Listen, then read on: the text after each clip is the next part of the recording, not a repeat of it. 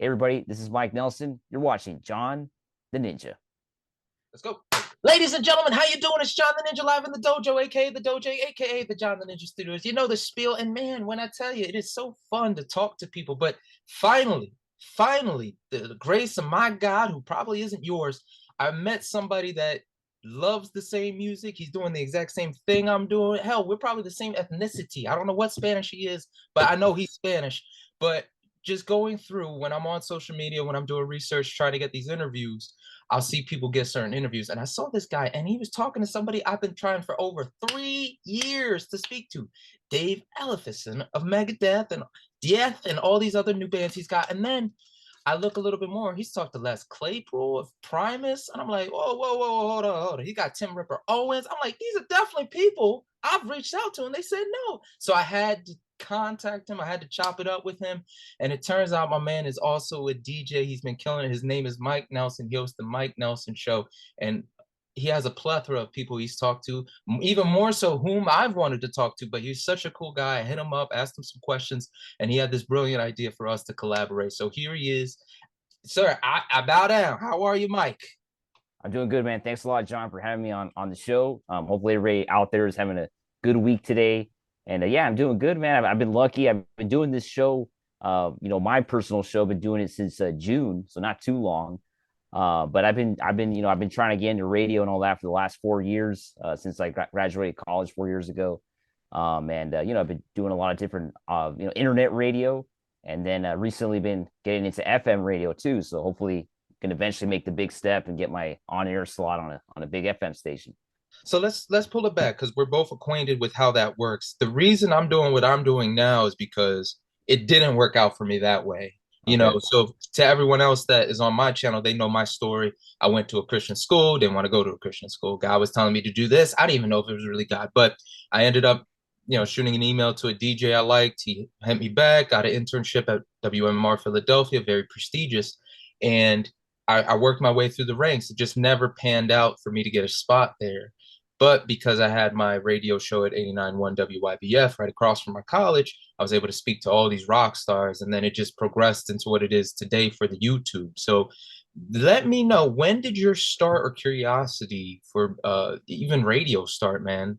Music and radio. How did you fall into music? And then what about that passion for radio really dragged you in? Because you gotta love this. It's like wrestling, man. If you don't Yeah. love it, you won't last. No, man. No, I think I've always had it ever since I was very young.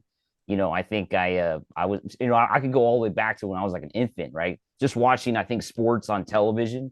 Always like that announcers, that play-by-play guys. Because the first thing I fell in love with was sports, right? So always thought, wow, I like that announcer. He's going live. He's talking about all the games and all that. He's talking about the plays. And that really drove me to want to speak on a microphone, right? And then later, growing up, I started listening to rock music and all that. And I like singing and stuff like that when I was a little kid. But it always was one thing, like I've mentioned in interviews before. It was always like just that microphone aspect. I always wanted talking to a microphone, right? And then growing up, I didn't know if I wanted to go to college or not. And then I decided, okay, I got to go, right? And I don't want to work. I actually got my first job at McDonald's when I was like 16, right? And I was like, wow, I don't want to do this the rest of my life, right? So I was like, I got to go to college. So looking at the different majors, like, wow, there's like this major, it's called broadcast journalism. It's for people that want to, work on television or radio. So I was like, wow, I'm going to do that. I just went to college, I studied hard and graduated in 4 years. And pretty much, I would say since I've been 16 or 17, since I started working at McDonald's, I think I've always wanted to be on the air. And that's what I've been doing the last 10 years, luckily. And man, I tell you what, that addiction, again, I always make the references for wrestling. I love sports wrestling and Yeah. anything I shouldn't, I love. But there's nothing like cracking the mic and having, a lot of people don't know, everything's timed, everything's in the moment. Yeah. If you can get a seamless talk right into the next song or commercial, man, that's a high you can't You replicate. can't find it anywhere else, right? Nah, man. Yeah. And it's like how people be like, oh, you make the final shot in the game or etc. So Yeah. what was the band that grabbed you by the balls and said, you're coming with us? The first band was when I was about maybe, I don't know, 3 or 4 years old, very young. and it's a Spanish rock band out there for those of you, because I am half Mexican, half white. That's why my name's Nelson. My mom's Mexican, my dad's white, but American. But my first band that I really like, Spanish rock band, Mana. They're Mexican rock band. Hey, Yeah, let's so that was go. my first band. They're Yeah. coming down to DC, right? Oh, they are. Yeah, I know they're touring the U.S. next year, so they're actually going to be out there next year. Yeah, they're going to D. I think for me, I'm in Jersey. Their closest day I got was definitely DC because the Spanish radio stations are going off on it, bro. That's the only thing. Yeah, Not even Daddy yeah. Yankee. For me, it was Mana. That was the first band. So very young, knew all their songs, sang along to them. Had a little drum set too, so I would play drums like Onyx and all that. And then the next band, the first English band I got into was the Beatles. So for me, it was the Beatles. Very young, just listening to all their songs, especially the old stuff. I think as a child, it's easier to listen to that. She loves you and all those twist and shout, right? All those old songs. They kind of get it's good for little kids. They can listen to it. It's repetitive, and I think that really helped me out a lot. Through my career in music, because I was a musician too. I'm still a musician, but I mean, I played a lot of music as growing up. Violin, alto sax, and a little guitar and drums as well. Played in school, all through the school system. Played in jazz band. So I was playing music a lot. I kind of got burnt out, honestly, but yeah. So that helped me a lot. I would say the Beatles and Mana, my first two bands. Nice. I gotta say AC/DC. And you know what? I have such a love for all these bands and stuff, but I do put them off to the side. But Metallica was very, very important before I found Maiden. It was AC/DC and Metallica. And of course, the Ride the Lightning, all their thrashier tunes I was on. But it's interesting. So you listened to the old stuff first, then, for Metallica? No, so what happened was because we grew up during the Xbox 360 era. Okay, yeah, So, when I really jumped into the music aspect of it, I got AC/DC first. My dad was a big Ozzy fan, so I got Black Sabbath. My first two CDs were High Voltage and Paranoid. okay, Cool. So I see a VH1 special on heavy metal, and they don't even just run through metal, they run through hard rock, metal, they go through Zeppelin, Priest, Metallica, all these bands. So before that, that's when I really started collecting and studying. The only album I knew, like, hey, everybody's saying get it, is the Black Album by Metallica. So I was like, okay, I'll do that. So I bought it, yeah, and for a video game called Gears of War, I would play Gears of War while having the Black Album on repeat. Because back then you could you could strip the CD of the music and have it on yeah, Xbox. So you could play that music instead while you're yeah. playing the game. So that's where my thinking of like, oh, maybe I do like the harder edge stuff. And then when I found Ride the Lightning finally, oh, I was done. I was like, this is Metallica? Nah, hell out of here with this. I love the Black Album. It's a good album. It's a good poppy rock metal album, but there's nothing like a thrash, like an Overkill, or shout out to my boys in Death Angel. There's nothing like that grind, that very shearing heart attack racing feel. But I find it interesting that we still have a lot in common. I'm Puerto Rican and mixed with a bunch of other stuff, but mostly Puerto Rican. I grew up playing piano and the trumpet and the drums fell along from band, but as soon as I wanted to play everything, so I played bass, guitar, drums, and all that. And I wonder, how was your experience in high school as far as playing? Because I started playing music in the school system when I was in fourth grade, so very young, violin, all through elementary, all through middle school. I would say when I was in elementary, middle school was a lot of fun. You're a kid, you're learning how to read music, you're playing, the typical Christmas shows, the spring recitals, and all that.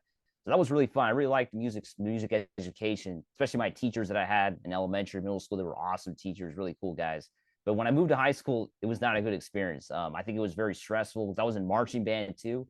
Mm. So I had to do band camp every summer and, go through all those practices pretty much, all summer, basically playing music 12 months out of the year without a break, basically, and doing a lot of field show competitions, a lot of, shows every week. Sometimes we would do shows on the same day as field show competitions. It was like my Saturdays were like booked all day, right?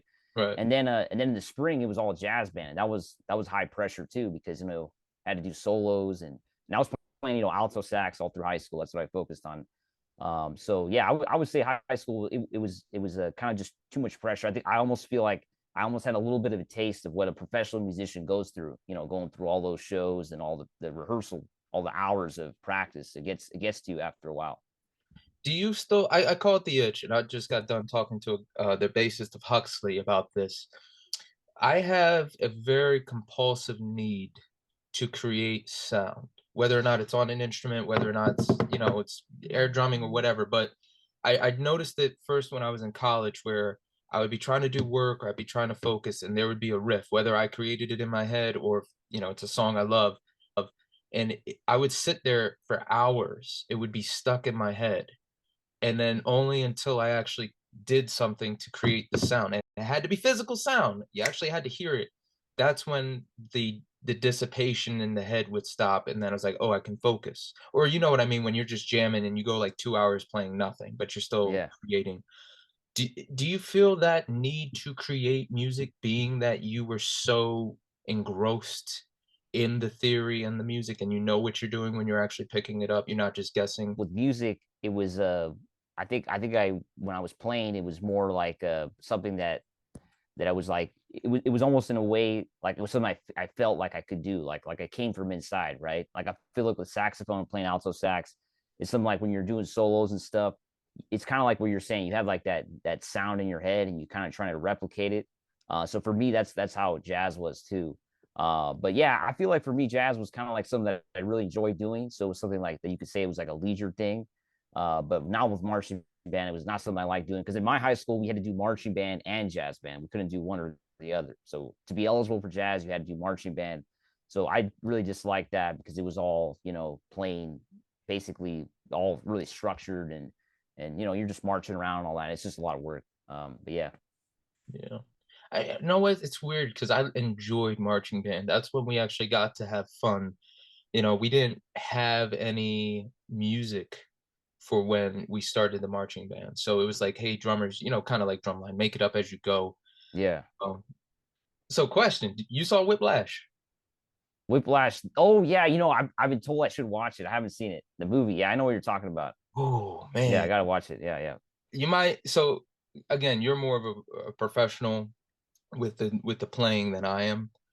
I'm watching it. I love the story. I love what's happening. The only two things that might throw you off is like when he's playing and he's not playing. And Yeah. then there's something in the movie. You'll see it too, because Yeah. we all go through it. But once it happens, you'll be like, that, Yeah. So, I'm but gonna check it out, man. yeah, man, that's a Yeah. beautiful story. So how'd you get the radio started? What was that defining moment where you jumped and it actually clicked? Because for me, it was very scary. Like, okay, I got the internship at WMMR. How am I going to stay? And I was scrambling to figure it out. And then Kevin Gunn over at WMMR, very great dude. He's done so much there. He was like, Pancake needs help. Go ask him if he needs help. And then the most tenured DJs, producers, like, yeah, man, we'll hook you up. And that's where, okay, I'm solidified. I got my foot in the door, and then I went from there. What was that moment? And then how did you progress to your show now? Well, I mean, the moment I think I'm still progressing, but I think the first moment was obviously when I was in college. I started interning at a station here near where I live. It's called Mid Valley Radio. It's actually not on the air anymore. It's called Mid Valley Radio. And I just started doing local sports there, like doing high school sports. I was doing play by play actually, so live sports. Going out there with my friend from college, so we used to do that. And then I started doing a sports show because I was like I said, I started out with sports. I did a sports show, talking about all the LA sports, and then I did a rock show, right? And that's the first time I kind of did like the whole thing of playing music, picking all the music. I picked all the music, and I even had a few guests. I had a few local bands come on the show, but I was still kind of learning how to do it. So I wasn't really confident enough to like go out and interview like some big name, right? So I was still pretty new, right? I was still in college.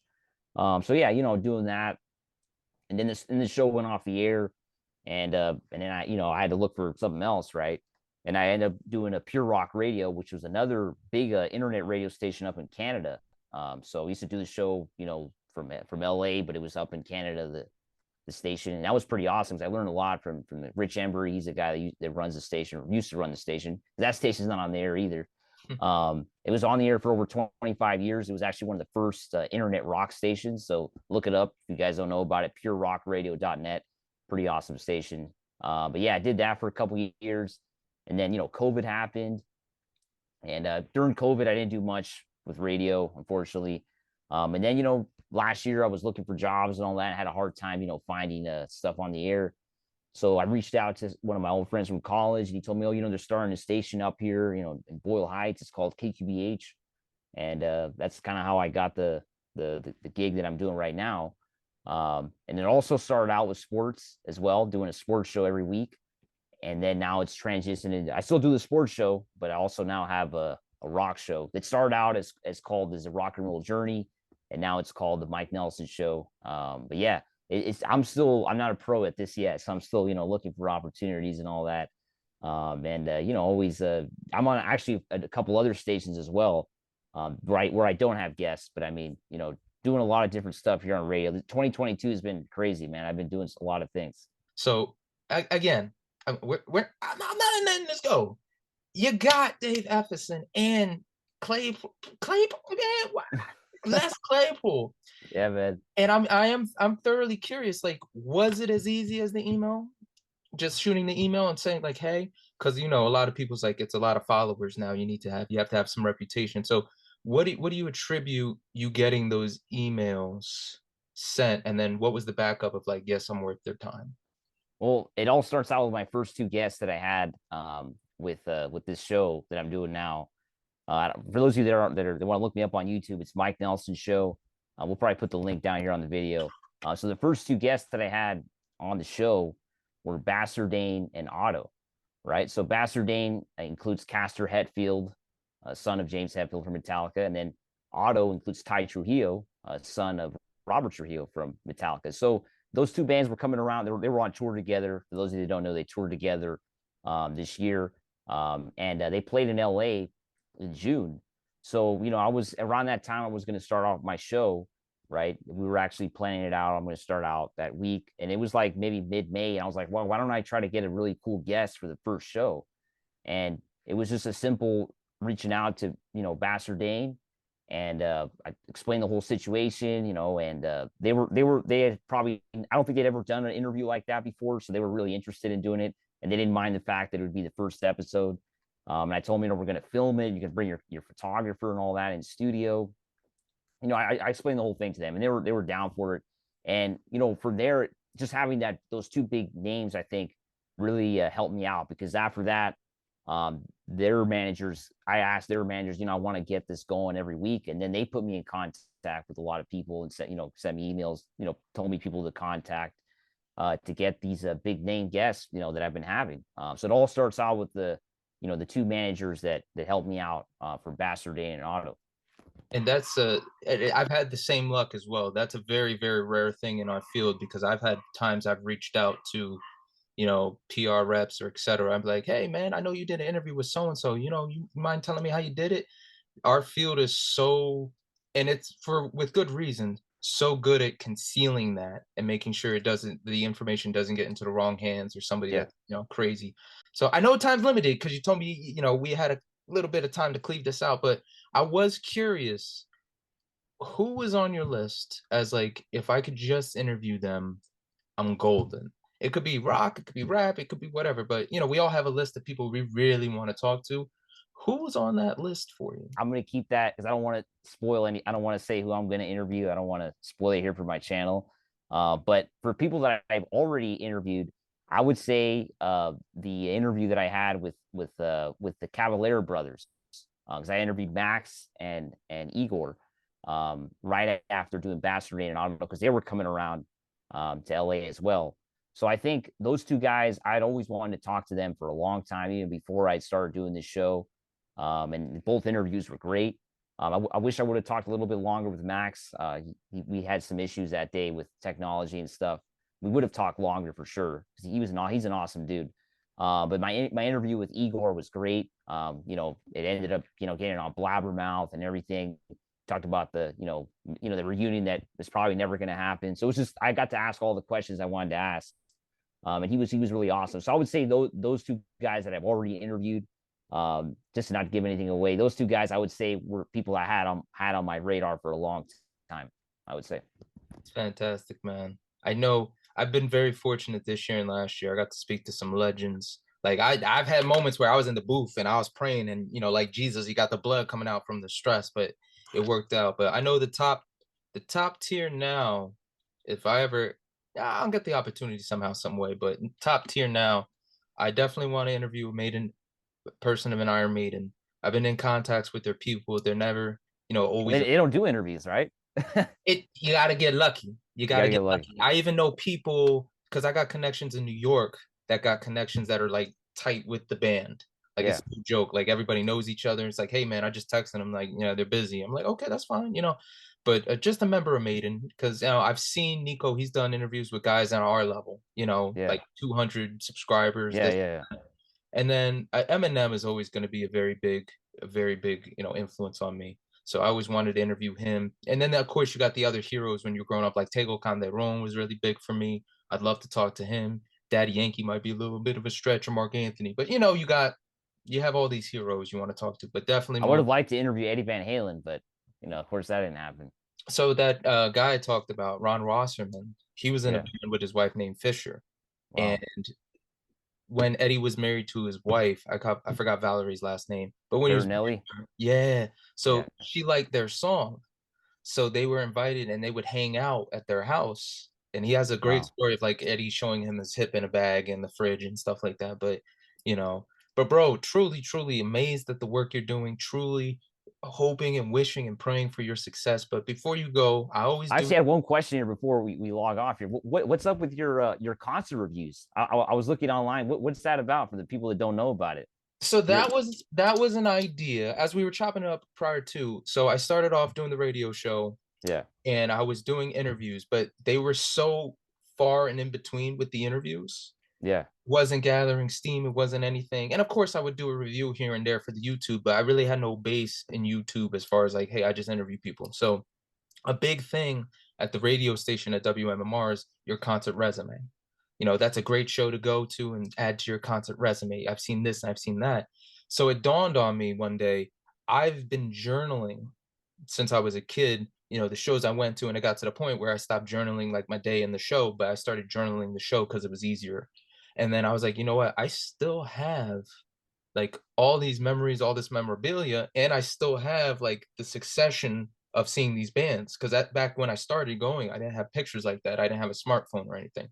So it came my idea like I'm going to do reviews for these shows that I've seen in the past and any shows that are coming around. Like say I just saw Rage Against Machine, I did a review for them. I just saw Dragon Force, and I know Homegirl from Dragon Force. You did an interview with Alicia.